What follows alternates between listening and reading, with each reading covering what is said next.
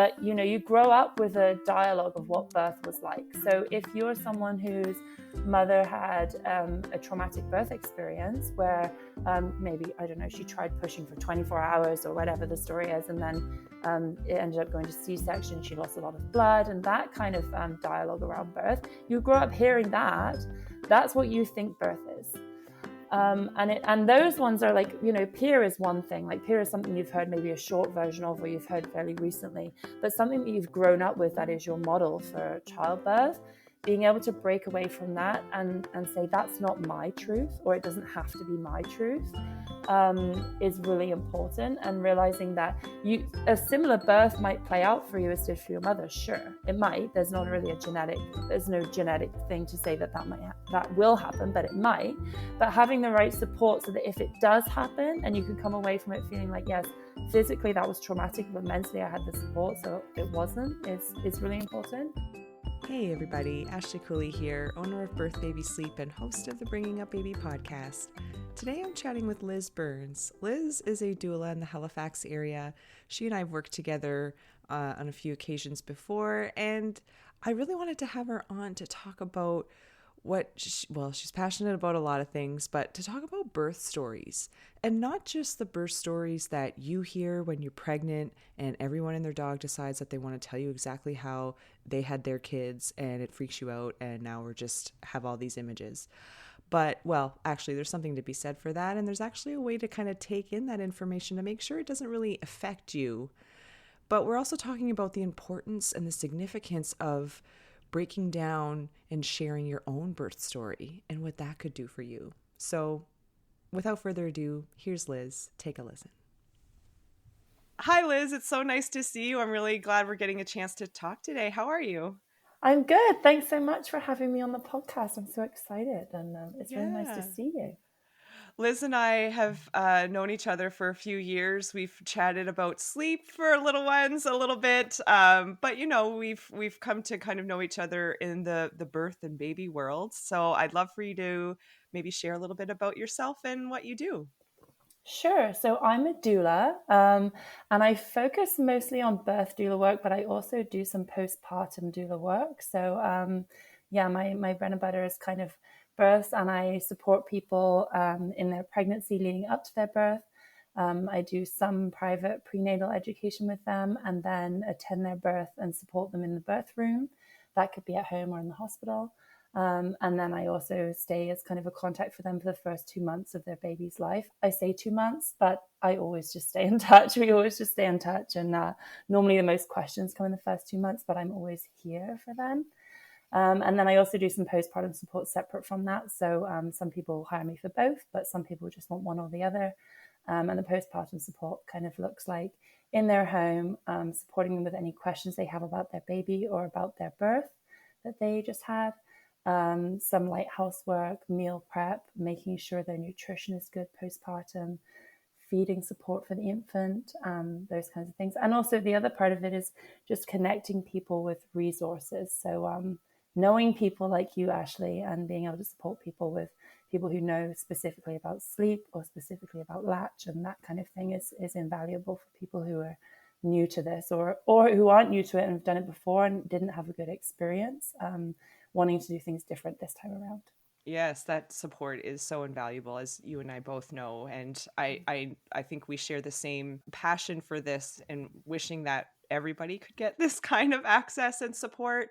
And plus, you want to have a good relationship with somebody that you trust, that you feel like you can open up to. Mm-hmm. So is that something that you find with the families that you're working with, because you get to see them probably in such vulnerable situations, but you're able to develop that rapport and that relationship with them, right? Absolutely. But not everybody has that access or has had or been able to work with you or someone like you. So what are some other ways do you think that people can find that kind of support?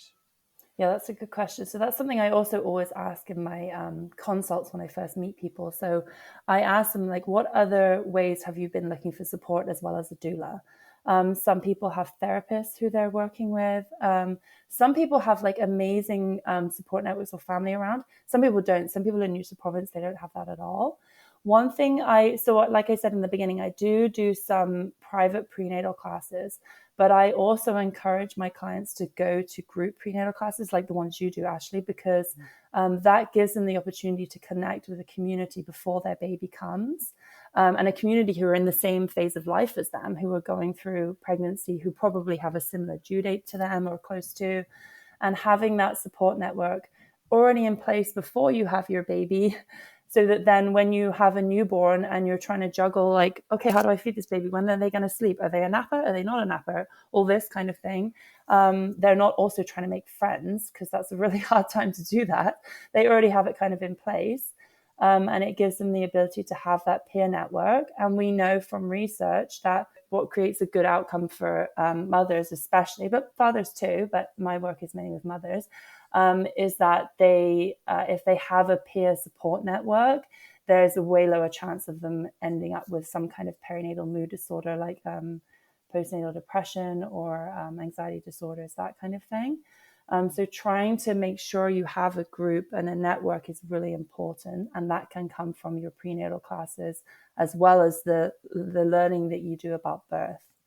I love that it's not just like all that you have to offer, but you're really checking in with people. Like, who else do you have in your corner? What other supports do you have right now, or that we can help line up for you to help you along this journey? Because that's why we started the prenatal classes, because public health was stopping offering group classes and keeping everybody to be online and in their homes. And that's just the opposite direction that I believe, and that I think research tells us, and like everything that you're saying too, that's the opposite of what we should be doing. We need to have more community, more connection to be able to support ourselves through this time, right? Exactly. Yeah, exactly. And I mean, the final piece of that is that we know that maternal mental health is like one of the main determinants of positive outcomes for infants. So if we have a happy mom, we have a happy baby, and then that's the cycle of like, oh, my baby's happy, that's going to make me happier too. And so it continues. Yes. You had mentioned this a little bit already, birth stories. When we hear other people's birth stories, sometimes when we're pregnant, people like to share, oh, look what happened to me. Or maybe our parents like to share, oh, this is what it was like when I was having you. We know that every experience in the labor and delivery room or at home or when we're having a baby, it's different for everybody, and it's different for every pregnancy, right? So when we take in other people's birth stories, sometimes the idea is that we want to share what we've gone through.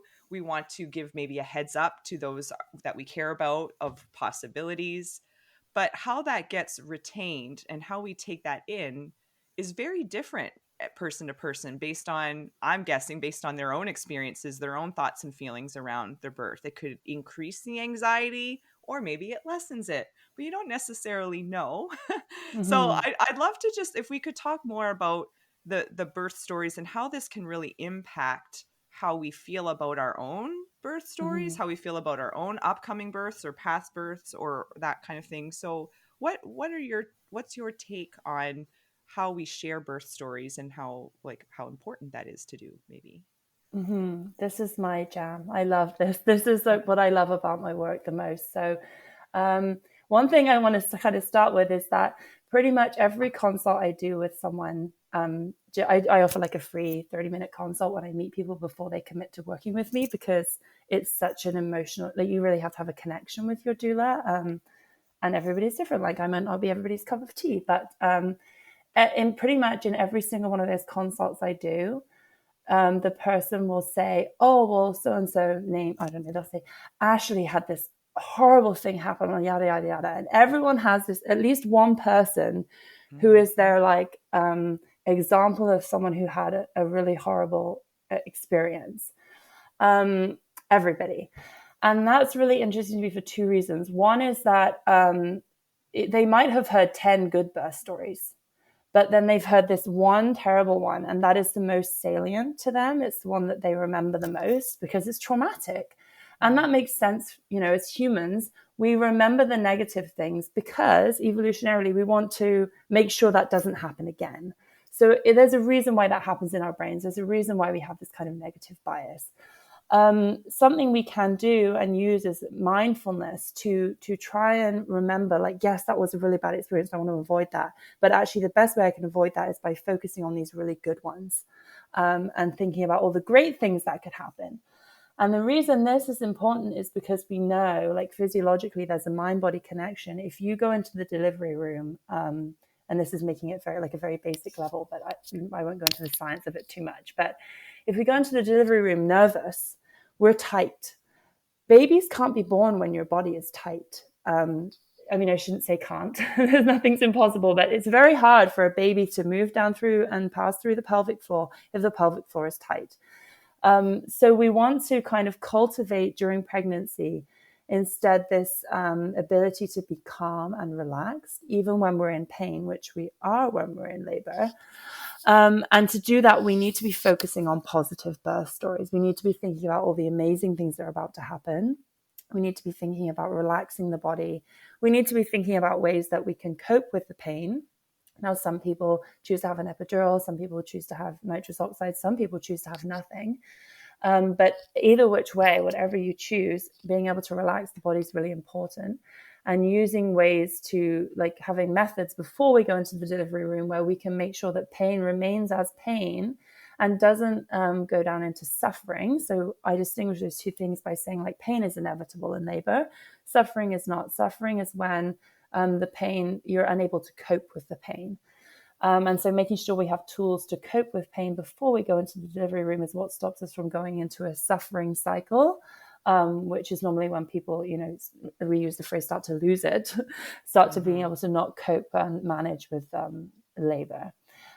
So all that to say, linking back to birth stories, is it's really important when you're talking to other people that you're being aware that there are negative things that can happen, talking through if that creates a trauma response for you, or you feel very worried about it, talking that through with someone and working out the actual fear, and then thinking about the positive way and what can happen that's positive instead, is really important. You also asked, like, other ways to have supports and talk about birth stories. So there's, like, peer support and talking to your peers before you have your baby. And then another part of it is, like, the way you talk about your birth after it happens, which we can talk about a little bit in a moment. But the other thing to talk about is, like, birth stories are generational. Like, we grow up, especially as women, I think, men less so. I think mothers talk to their sons a lot less about birth than they do their daughters. But, you grow up with a dialogue of what birth was like. So if you're someone whose mother had a traumatic birth experience where maybe, I don't know, she tried pushing for 24 hours or whatever the story is, and then it ended up going to C-section, she lost a lot of blood, and that kind of dialogue around birth, you grow up hearing that. That's what you think birth is. And those ones are, like, peer is one thing. Like, peer is something you've heard maybe a short version of, or you've heard fairly recently, but something that you've grown up with, that is your model for childbirth. Being able to break away from that and say, that's not my truth, or it doesn't have to be my truth, is really important. And realizing that a similar birth might play out for you as did for your mother. Sure, it might. There's not really there's no genetic thing to say that will happen, but it might. But having the right support so that if it does happen, and you can come away from it feeling like, yes, physically that was traumatic, but mentally I had the support, so it wasn't, is really important. And then the opposite's true. Like, I can also talk about my birth stories a little bit. So my mum, she's a nurse, and she had 3 kids. I was the first. They knew when my mum was, like, 9 months pregnant that I was OP. So I was facing the wrong way, or not the optimal way for birth. I did quotations, and I just realized you can't hear that on a podcast, but wrong way in quotations. So she decided or they advised for that reason that this is also old research, this is a long time ago, but they advised her to have me in the hospital because of that, even though my mum wanted to have me at home. So I was born in a hospital. My mum didn't have any medication. And then she chose to have both of my brothers at home. So both of my brothers were born at home while I was asleep in the room next door. And so that was that's what I grew up hearing. Like, birth was very normalized. My mum talked about how birth was painful, but that she didn't suffer. Like, this was the dialogue I grew up with. Most people don't grow up with a dialogue like that. And so then when my kids were born, like, my daughter was due in the winter. And I had the midwifery support, which was incredible. And they said, because she was due like in the middle of February, they weren't super keen on me having her at home, because if it was really snowy and we had to transfer, it might not be great. So I decided to have her in the hospital. And interestingly, she was also OP. Again, I don't think there's a genetic reason for that. It's just a coincidence. And so my labor with her was very long. And I had no medication. I did ask for an epidural at one point, and the midwife completely ignored me, which I've told people since. They're like, oh my goodness, she ignored you. But for me, that was actually perfect. It wasn't in my birth plan to have an epidural. And the fact that she just was like, we're not even going to kind of talk about that. My daughter was born very soon after that. But so, yeah, I had her in the hospital. And then my son, who was born 4 years later, was born at home. And so my birth stories actually very closely replicate my mother's. And I think that is because I grew up with this kind of thought process and belief and dialogue that physiological birth and medicated birth is what is the norm. And that kind of made me feel empowered. So the next piece of this is, how do we move people from feeling that birth is traumatic and terrifying, if that's what they've grown up hearing, to it doesn't have to be that way. Sorry, I don't want to interrupt your train of thought, but I think sometimes I certainly notice it in prenatal classes, and I just have this understanding that unless you have any kind of dialogue in your home or what you've grown up with around birth, a lot of people, their introduction and all that they know around birth is what you see on TV and what's in movies. Exactly. And it's so completely, mostly not like that. Right. That it's like a full, we have to just like rewire what we're thinking about all of this. So yeah, 100%. It is taking whatever it is that what we grew up with or what we've seen on TV, and how do we move that into how we're going to think about our own experience. So true. I'm so glad you mentioned that. And that's something I try and talk about with my clients too. And then the other part of it is like, some parents just don't talk about it at all. An absence of conversation about it is also traumatic for some people. They're like, why weren't they talking about it? Or, it not talking about it doesn't mean it's not there. Everybody knows it happened. So yeah, it's interesting. But you're right about media, and part of it is just us talking about it more, like talk about it. And that means talking to your peers, talking to your parents, talking to other people who are in a similar field to you, like we're having a conversation today. And then the other part of that, which I was going to loop back to, is that, so after someone has a baby, someone gives birth, part of my birth package that I offer is that I always do a birth debrief. So I stay with the person until normally around 2 hours after birth, after the placenda's born. That's normally long enough to help them go upstairs if they're going. I'm talking specifically about the hospital that we are at, but they take everybody up, or the family upstairs from the birth room to the postpartum unit. And sometimes people want to have that conversational debrief like right away. They're like, I want to talk about, why did this happen, or why did this happen? And it's because when you're in labor, there's a lot going on, and there's not always the opportunity to ask why something's happening, or you notice something in the moment but don't want to ask about it in the moment, or can't ask about it in the moment. And so having that conversation afterwards is super important. Some people want to do it right away, some people don't. So I offer within my package 2 hours postpartum when they're home. It can be anytime really. I would usually say within the first month, just so that it's still kind of all fresh in your mind. And so that there's not time for trauma to build, because they've got all these questions that are unanswered. And we always do a debrief. So we talk through what happens. Like, for example, in my delivery with my first baby, there was a point where the midwife started getting out all these metal tools, and I could hear them clanging. And I was like, what? Why are they getting tools out? Like, what is going on? And afterwards, they didn't use any of them, really. I think there was just a clamp for the umbilical cord, but nothing else was used. And so I asked them later, like, why did you get the tools out? What was happening? And at that time, the nurse said, well, we do that for everybody. It's just in case.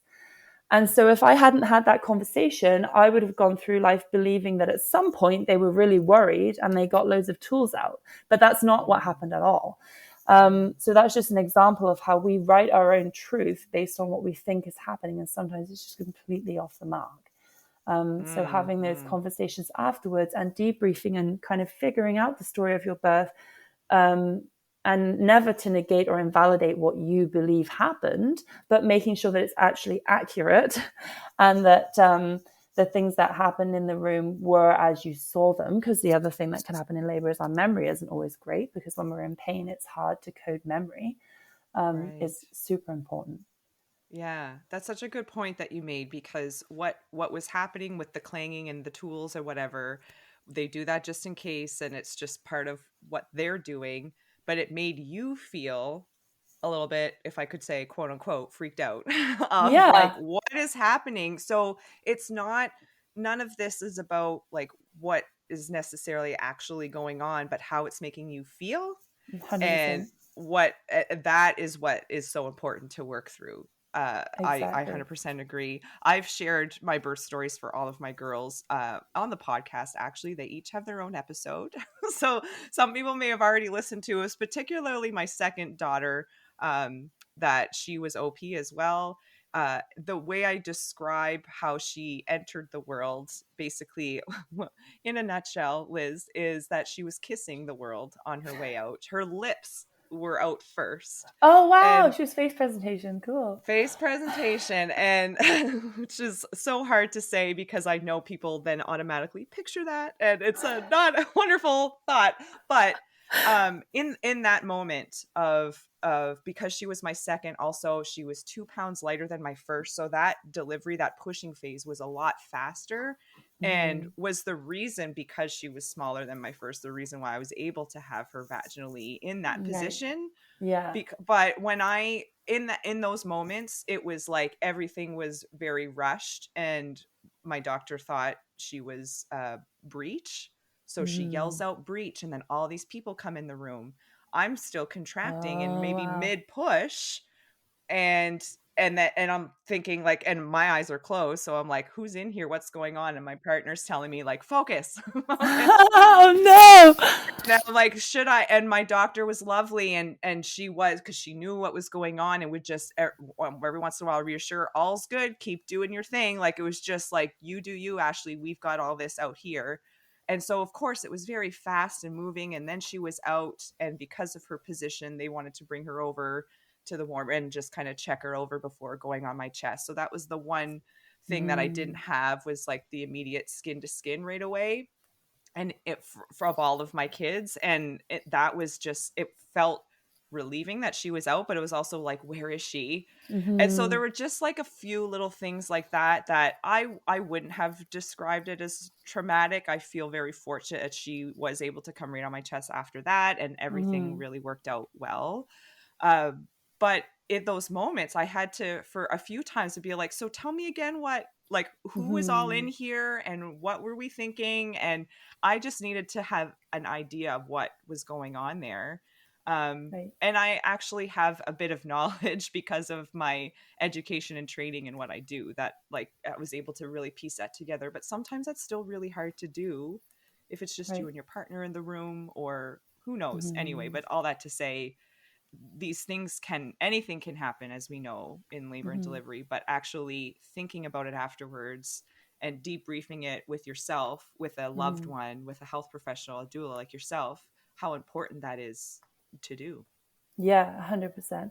And I think I was going to say two things there. One is that you can tell I'm a birth worker by the fact that when you said she was face presentation, I was like, wow, cool. Like, most people are like, oh my goodness, Yeah, wow. most of you are like, yeah. Yeah. That's amazing. Thank you for sharing that story. Yeah, and the other thing to say is that that's a lot of what actually happens in the birth room with me. There is that sometimes there'll be something happening, and the doctors and nurses are discussing, and the partner and the birthing person are just like completely like, what's going on over there? What are they talking about? And a lot of my role is just like, yeah, this is completely normal. They're just talking about yada yada yada, and just normalizing and making people realize what's going on. And I think that's another piece of the doula work, is that some people, especially during that first consult, I can tell that the partner feels very pushed out. They're like, why do we need a doula? Like, I'm here. And not realizing that actually a lot of the time, especially once mum is pushing, the support is actually more for the partner, because I'm explaining what's going on while mum's doing her thing, and bringing him into it more, as opposed to pushing him away, which is a lot what people feel like. And then the same thing, like if baby has to be taken to the warmer right away, saying, okay, like you can go over and be with your baby. Like, I've got mom, she's okay, we're good here. And having that kind of extra support in the room can be really invaluable when the nurses and doctors are really busy. There's too much going on for a partner to be with mom and baby, or something like that. Yeah. Such a good point, Liz, because I definitely echo that and mention it in our prenatal classes as well, is that a lot of this, honestly, sometimes a lot of the prenatal classes are for the partners. The partners need to know how they can support you, whether you have an epidural or not, whether you have a C-section or not. They need to and want to support you. And if they don't know what to do, or if you're not sure how they can help, or those then they don't. And then that's one less support. I'm not saying that they're not like going to be in the room and be there with you, but like they definitely need some ways to work with this too. So it's wonderful that, yes, a doula is not just there for mom. She's there for, or he's there for the parents, for anybody who needs that support. Exactly. Yeah. And the other piece is, like, if they need to take a break, like that's a kind of a bit of a, I don't know, people don't want to talk about that so much, because it is so much about the birthing person, like they're giving birth, we need to focus on them. But also the partner has been awake for however long. They don't have the same like adrenaline or like hormones rushing through their body that are keeping them awake that the birthing person does. And, they get tired, they get hungry.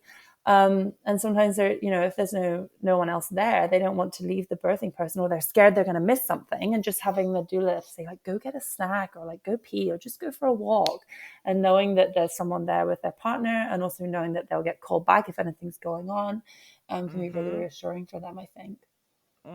Beautiful. You were saying ideally you're kind of debriefing this with somebody perhaps in like the first month or so it's still fairly fresh. Maybe if there has been or was something semi-traumatic that went on, that you're not letting it get to a point where it might just kind of overcome you, because that's what can happen, right? If we just sit and let these things happen, we were talking about something different, but the same thing applies. Just because we're not talking about it doesn't mean it didn't happen, or it's not going to happen. Exactly. So what would you recommend that parents do, whether they did just have their newborn, or maybe it is weeks or months out, but now we're thinking about our birth stories and debriefing those?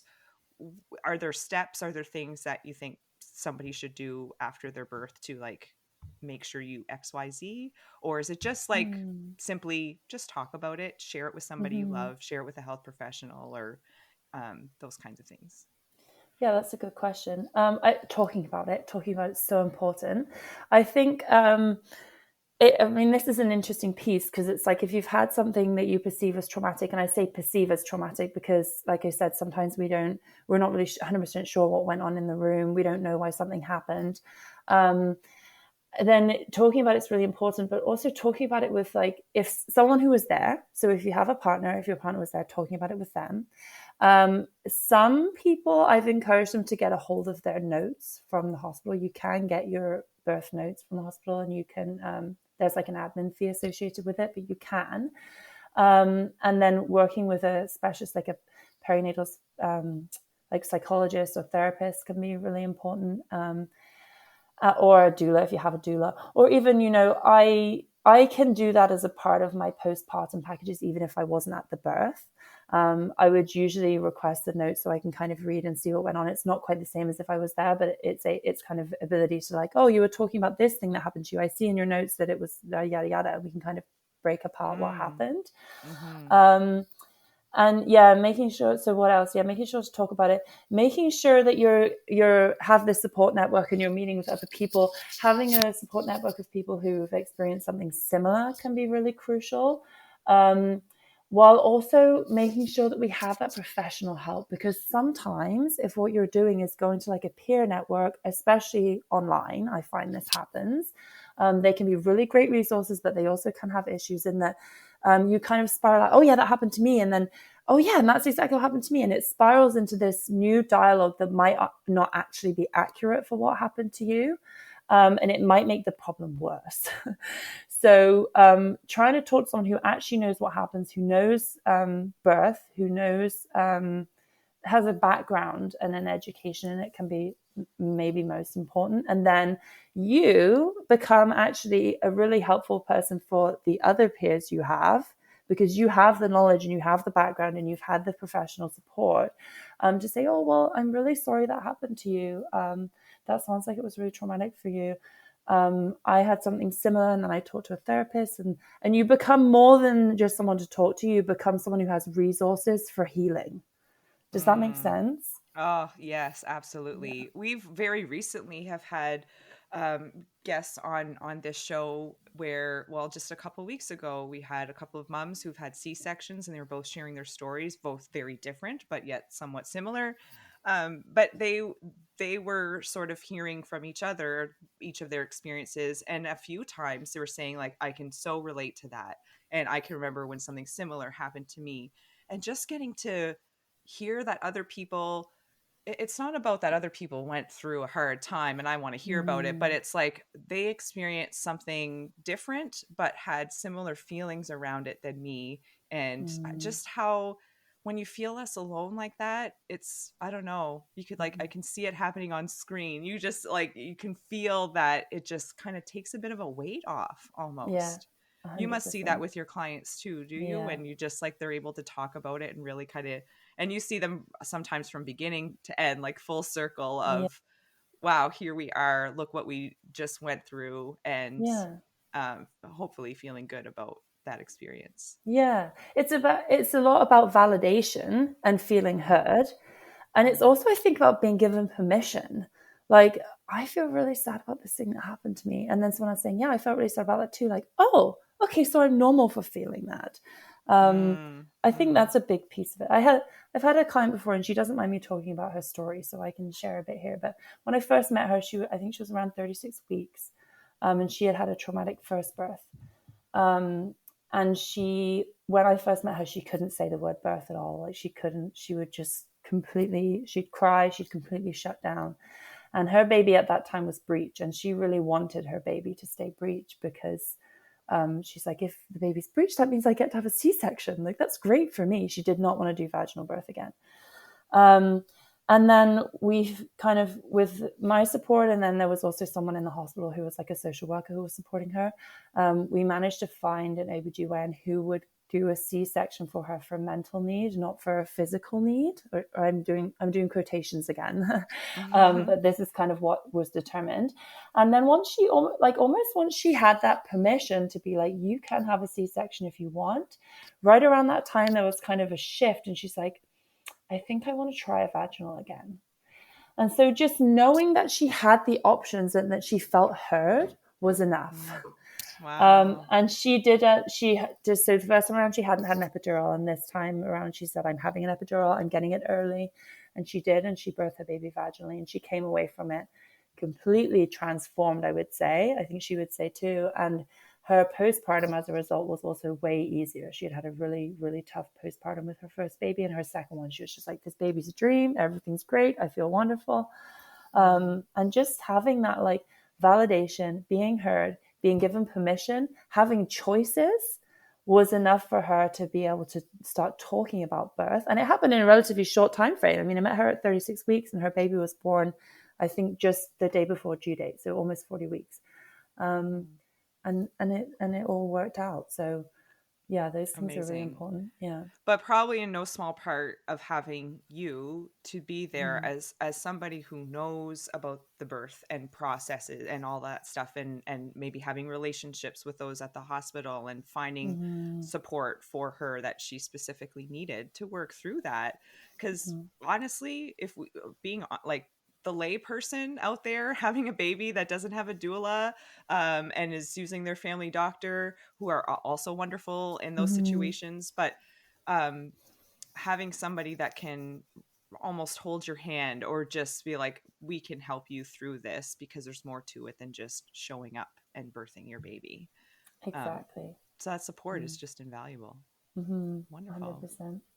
Yeah. Um, Liz, thank you so much for this chat. I always love talking about just where it all started, that maternal mental health is one of the most important predictors of or determinants of having a positive, infant childhood outcomes.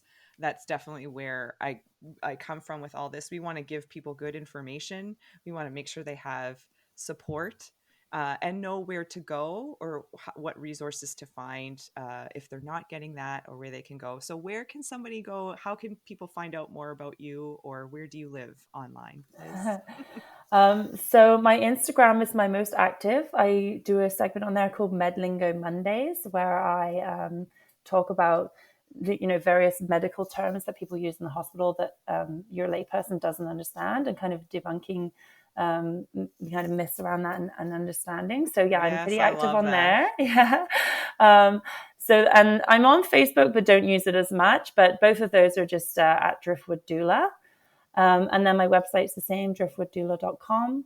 And yeah, Liz at driftwooddoula.com if you want to send me an email. And I'm always happy to chat. And as I said, I offer free consults. And my packages are very tailorable to what you need. So like I said, if someone doesn't want someone at their birth or can't because of the hospital limits, I can also work on debrief with you afterwards without that. Postpartum can be separate. So yeah, very tailorable, whatever you need. So always just reach out, ask the questions. Amazing. Yes, just ask. It doesn't hurt to ask. I will link to your Instagram and website and all that stuff in the show notes, so it's easy for people to click and find you. Perfect. Thank you so much, Liz. I love chatting with you. And maybe I'm sure we'll do this again. Thanks a lot. Yeah, we definitely should. Always so much to talk about. Thanks so much, Ashley. If you're looking for more information or support along your parenting journey, check out birthbabysleep.ca. That's where you're going to find prenatal classes, postpartum and new baby resources, and sleep support during the childhood years. You can now join our Bringing Up Baby community membership as well, which has tons of additional benefits to helping you through all kinds of sleep challenges and transitions, navigating the transition to solid foods, and even your transition through early parenthood. If you have any questions, just send them my way. Lastly, but certainly not least, if you got something out of this episode or our show in general, leaving a rating or a quick review goes a really long way to helping others find us. So please consider leaving one. That's all for now. I'm Ashley Cooley, and we'll see you back here next time.